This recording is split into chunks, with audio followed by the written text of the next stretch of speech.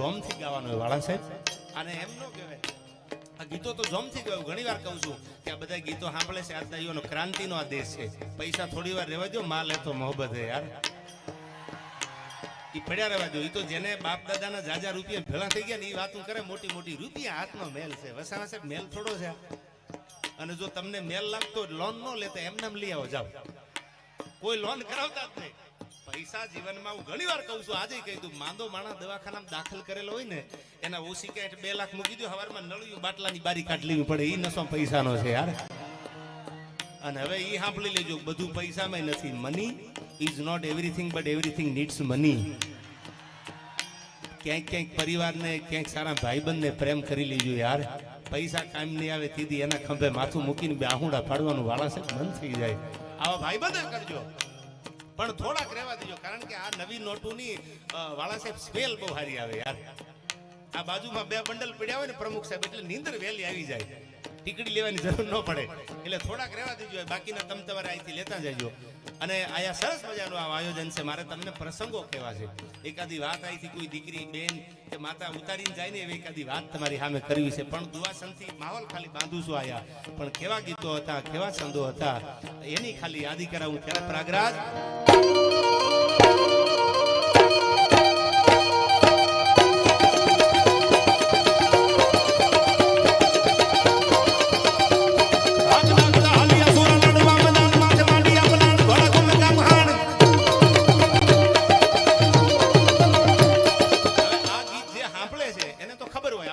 સંસ્કૃતિના ડાયરા સાંભળતા હોય. આ ગીત વીરરસના વર્ણનના ગીતો છે. પણ આના એક એક શબ્દ ઉપર માથા પડી ગયાના દાખલા છે. માથા વગરના ધડ લેડાના દાખલા છે. હાથી વગરની હુંટું હુંજુ વગરના હાથી જેથી હલ્દી ઘાટીના મેદાનમાં રાણાનું યુદ્ધ જામ્યું ને તેથી આવા યુદ્ધો થતા ઘમનસાણ. જારાનું યુદ્ધ કચ્છની ધરતીમાં મીટ માંડો. અને એથી આગળ જામનગર બાજુ જાવ તો ભૂજર મોરીનું મેદાન આજ પણ છે. આવા યુદ્ધો થતા ધર્મના રાવ સાહેબ. અને એથી આગળ જાઓ ભાઈબંધીના દાખલા કાયમ દઉં છું. પૃથ્વીરાજ ચૌહાણને કેદ તો કરી લીધા, પણ ભેળો બારો ઠાલ્યો હતો. અને એને એમ કીધું તું જીવતા ભેળા છી ને મરતા ભેળા છી, હવે તમને મારાથી મુકાય નહીં. અને દિલ્હીના જાપા સુધી બારો ભેળા હાલ્યા. આવા ગીતો ગવાતા, વીરતાના વર્ણનો કર્યા છે આના. ખાલી તમને ઝાંખી કરાવું, પછી તમને આનંદ આવે એ વાતો ગીતો અહીંથી ગાવ. પણ કેવા ગીતો હતા.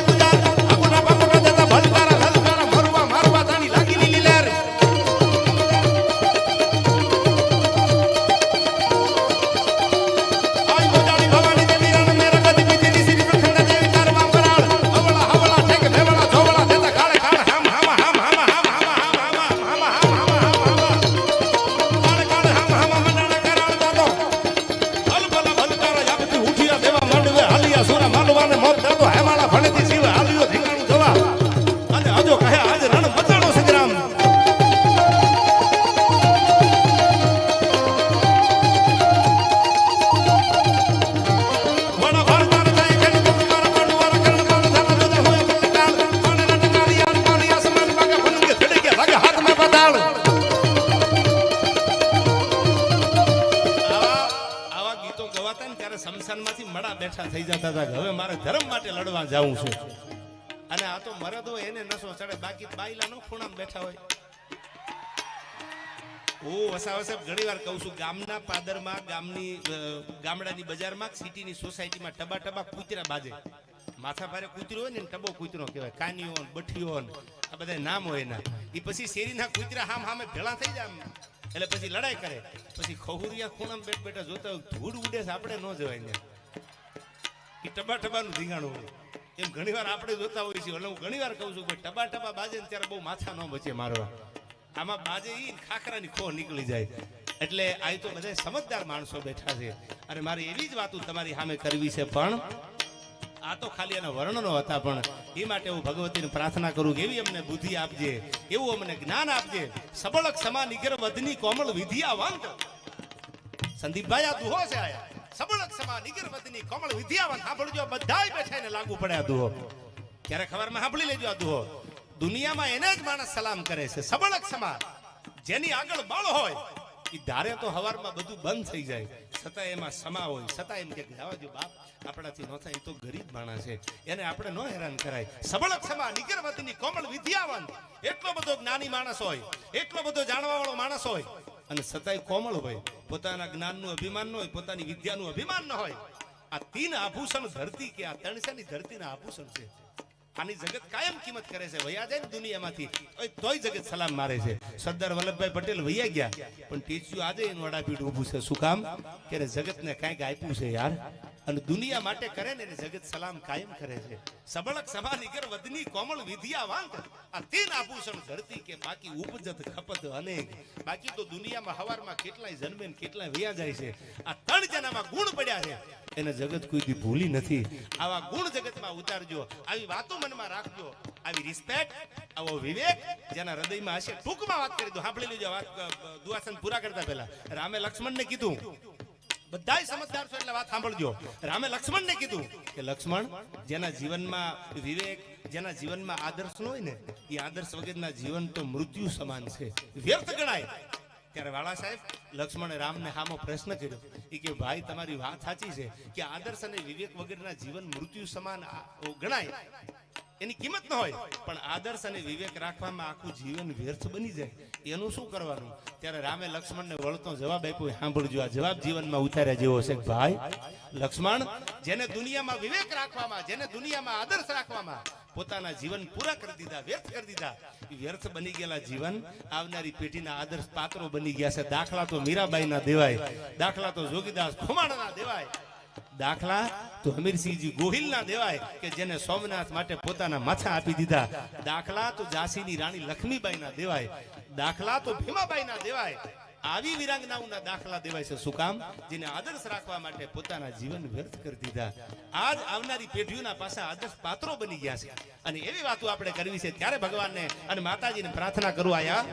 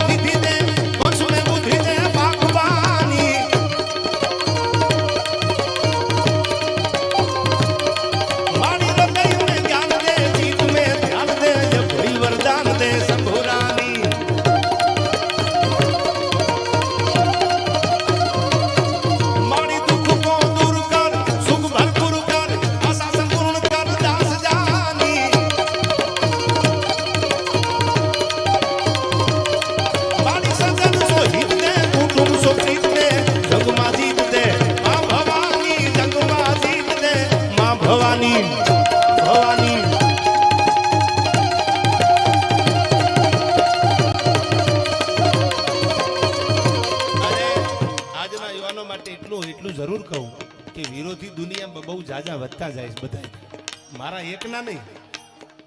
જેટલા જેટલા તમે આગળ પલ્લા કાપો ને એટલા વિરોધી કુલદીપભાઈ વધતા જાય તમારા. આ નક્કી રાખવાનું. અને મેઘાણી એમ કહેતા, ઝવેરચંદ કાલિદાસ મેઘાણી, કે ધરા પર મારે કોઈ દુશ્મન નથી, એવો તો કાયરો અહંકાર કરતા. ઝવેરચંદ મેઘાણીના શબ્દો છે, આપણા રાષ્ટ્રીય શાયર એમ કહેતા કે ધરા પર મારે કોઈ દુશ્મન નથી, એવો તો કાયરો અહંકાર કરતા. મર્દ તો કર્તવ્ય સંગ્રામના પદ પર લાખ લાખ શત્રુના રક્તે નિતરતા. તું રિપુહુણ હોવાની શેખી ન કર. કોઈ દુનિયાનો માણસ એમ કે મારો દુશ્મન નથી તો એ વાત ખોટી છે. સત્યના માર્ગે હાલવા વાળાને એક નહીં હજારો દુશ્મનનો સામનો કરવો પડે છે. અને એટલા માટે અર્જુન સિસોદિયાનો શેર છે વાળા સાહેબ કે યુદ્ધ જિનકે જીવન में नाही वही बड़े अभागी होगे. જેના જીવનમાં યુદ્ધ ન હોય એ તો મોટા અભાગ્યા છે. युद्ध जिनके जीवन में नहीं वही बड़े अभागी होगे. या तो प्रण को तोड़े होगे या तो रण छोड़ के भागे होगे. भगवान कृष्ण एक दी सुदर्शन हाथ में लीधुं छे, एक दी रामे धनुष बाण हाथ में लीधुं छे. અને પાછું એમ કીધું છે આપણા ભારતના એક એક ઇતિહાસ વાંચી લેજો, I never compromise my self respect. સમાનની વાતમાં કોઈ દી રાણાને સમાધાન ન હોય. આવું તો હલ્દી ઘાટીના મેદાનમાં યુદ્ધ થયું ને પોણા હિન્દુસ્તાનના શહેનશાહ સામે. હિસ્ટ્રી ઓફ રાજસ્થાનમાં જેમ્સ કર્નલ ટોડ નામના કવિએ લખ્યું છે કે બધાએ સ્વીકારી લીધું, આ નોતરા અકબરના બધાએ માની લીધા, અને ઈ નોતરા દેતા દેતા જયપુરથી માંડી જોધપુરથી માંડી એક એક ના તમને કોના નામ લઉં, અલમવાર સલમવાર ગુંદી કોટા બધા આવી ગયા. અને જેથી મેવાડમાં પગ મેલ્યો અને કીધું કે નોતરું આવ્યું છે કે તો એને કહી દીજો પાણીનો કળશો ભરીને હલ્દી ઘાટીમાં સામે ઉભો રહીશ, બાકી મારાથી સલામ નહીં થાય. આ જે પાણી હતું એટલે રાણાએ આપણા દિલ જીતી લીધા છે. રાણો પ્રતાપ આજે હું કામ જીવે છે? સોમાન ભેર જીવ્યા હતા. આવી આપણી સંસ્કૃતિ હતી, આવી આપણી વાતો છે. એ વાતો તમારી સામે કરવી છે, પણ છેલ્લો છંદ મને યાદ આવે. શું કીધું આમાં?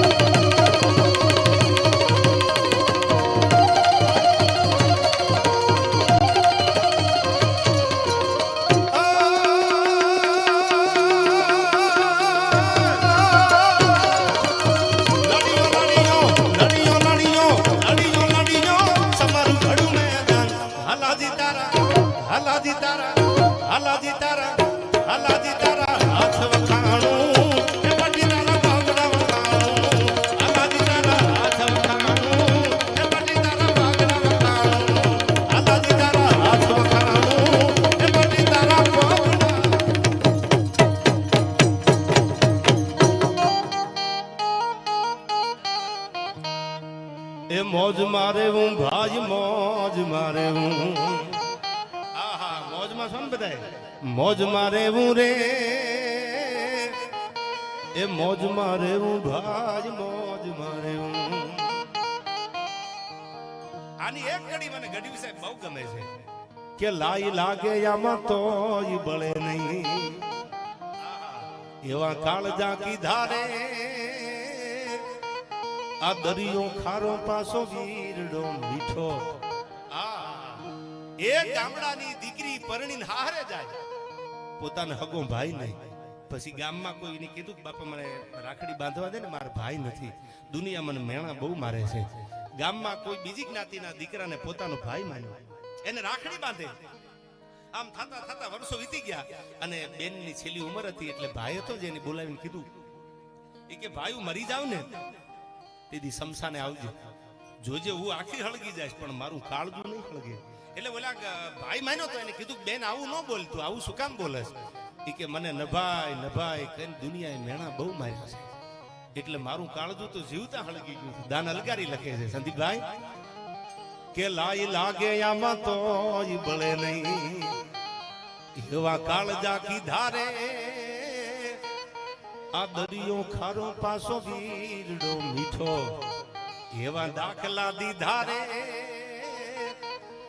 આ જીવન નથી જંજાળ જીવન છે, આ જીવન નથી એ જંજાળ જીવન છે, જીવવા જીવવું રે હવે મોજ મારે ભાઈ મોજ મારે મોજ મારે રે. હવે તમને ગમે વાત કરીને પછી ગીત ગાવ, સાંભળજો આ વાત. સાહેબ કેવા પ્રેમ હતા. એક ગામના પાદરમાંથી હાજનું ટાણું થઈ ગયેલું. ધીરે ધીરે ધીરે ધીરે ધીરે સંધિયા છે એ આથમવાની દી આથમવાની તૈયારી હતી. દી આથમે ને સૂર્ય ઉગે અને આથમે ને એને સંધિયાનું ટાણું કહેતા હતા. એ સંધિયાનું ટાણું થઈ ગયેલું. અને સંધિયા કેવી હતી? પાખું પરવારી પંખીડા અગણિત કરતા અવાજ, પછી માળે ને હાલા મલકતા ઓલા મેર બેઠા મહારાજ.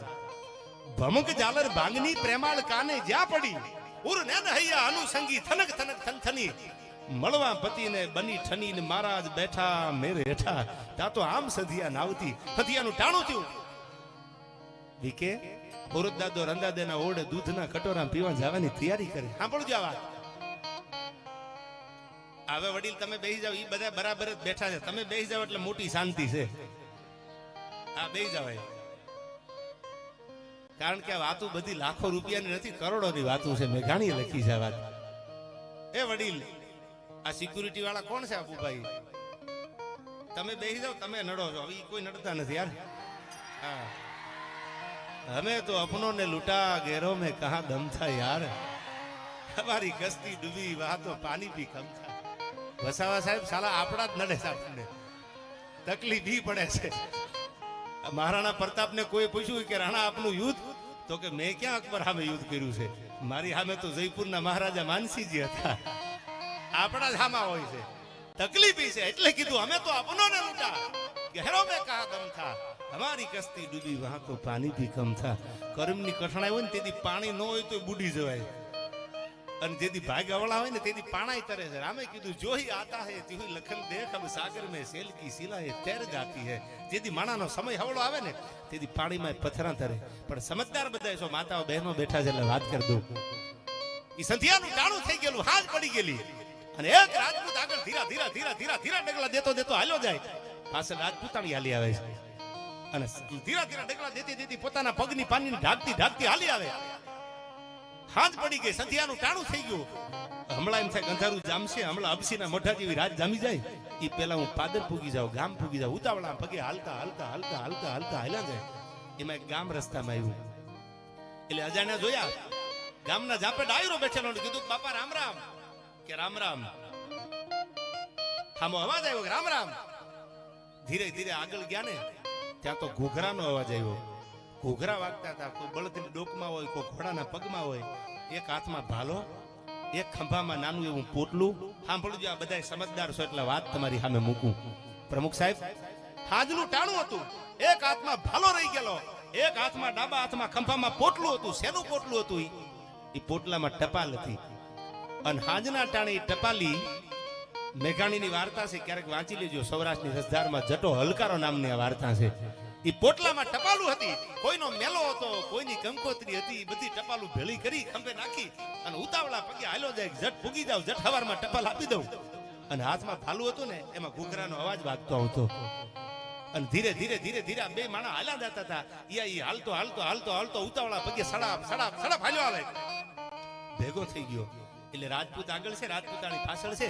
એટલે જટો હલકારો નામનો ટપાલી, ટપાલનો ઠેલો ખંભે રહી ગયેલો. એને જય માતાજી કર્યા. સામેથી અવાજ આવ્યો, ભાઈ જય માતાજી. એ હાલતા હાલતા કેડામાં ભાઈ કીધો, આને બેન કીધા. સાંભળજો કેવા ભાઈના બેનના પ્રેમના હિત હતા.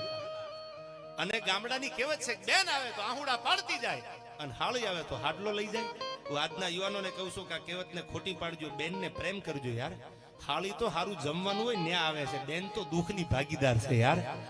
હા, એ તો હારી હોટલમાં રાખો તો એકચ્યુઅલી જીજુ ક્યાં જમવાનું છે ન્યા આવી જાય.